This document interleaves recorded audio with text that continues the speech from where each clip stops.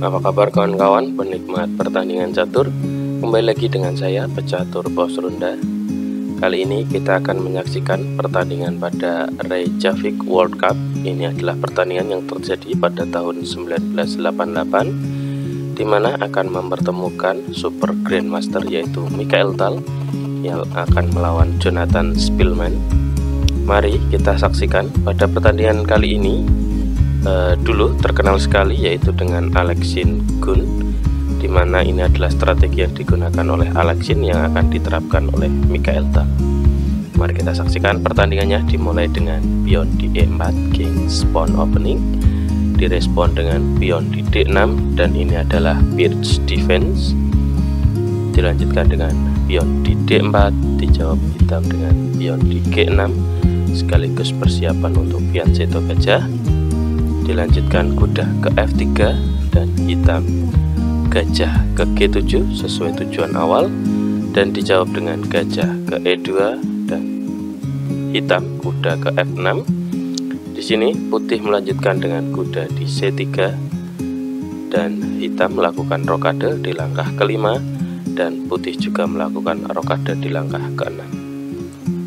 Pion maju di C5 mengajak pertukaran, dan di sini ditolak Tal melainkan maju dengan pion di D5, hitam kuda ke A6 dan dilanjutkan benteng ke E1, kuda kembali ke C7 dan gajah ke F4. Di sini sampai ke langkah ke-9, kedua pemain masih pengembangan perwira dan dilanjutkan dengan pion di B5 dan ini adalah pengorbanan dari hitam dan diterima oleh Tal, dan selanjutnya kuda makan pion setelah hilang dari pantauan kuda putih.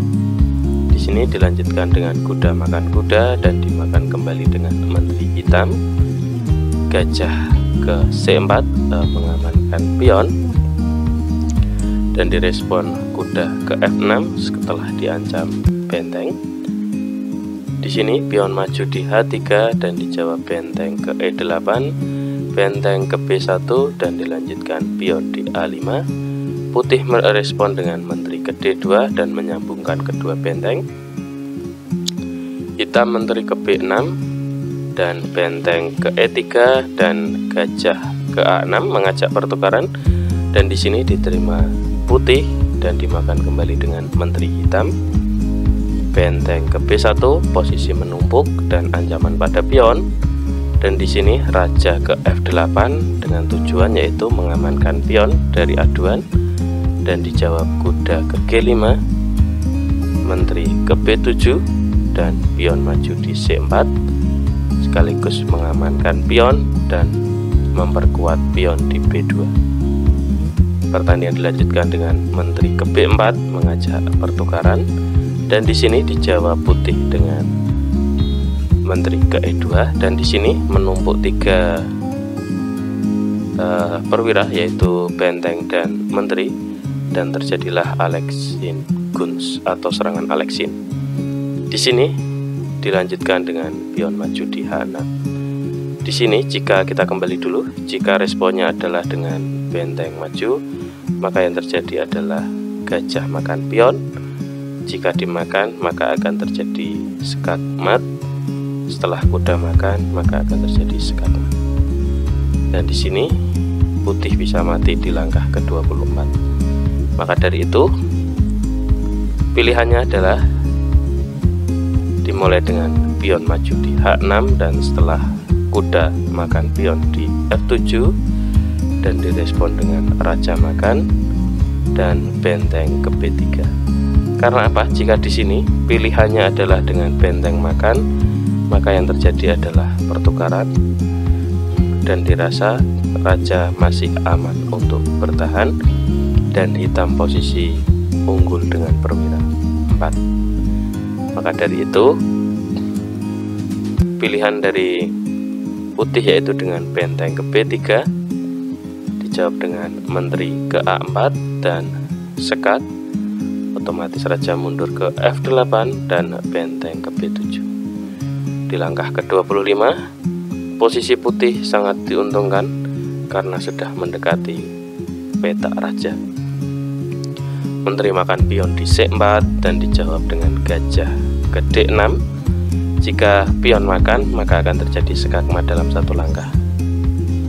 Maka dari itu, di sini direspon dengan kuda ke G8 dan benteng ke E7 dengan niatan menggeser, nanti terjadi skakmat. Maka dari itu setelah gajah geser ke F6 dan direspon benteng ke F3, raja ke G7 mencoba untuk biar tidak mati cepat, dan setelah gajah makan di E7 dan direspon dengan benteng, maka yang terjadi adalah skak, kuda makan, dan kembali skak di F6. Di sini raja menghindar ke G8, maka menteri ke F7, dan setelah raja ke H8, menteri makan kuda gratis di E7 dan direspon hitam dengan menteri ke D5.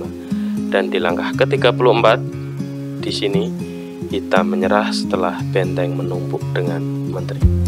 Karena apa? Jika dicoba perlawanan misal dengan skak, maka gampang saja raja menghindar ke H2, dan setelah tidak bisa menskak, misal mencoba menutup titik penting ini atau kembali ke sini, maka akan tetap terjadi skakmat dimulai dengan benteng skak, raja wajib geser, dan setelah itu skakmat di langkah ke-37.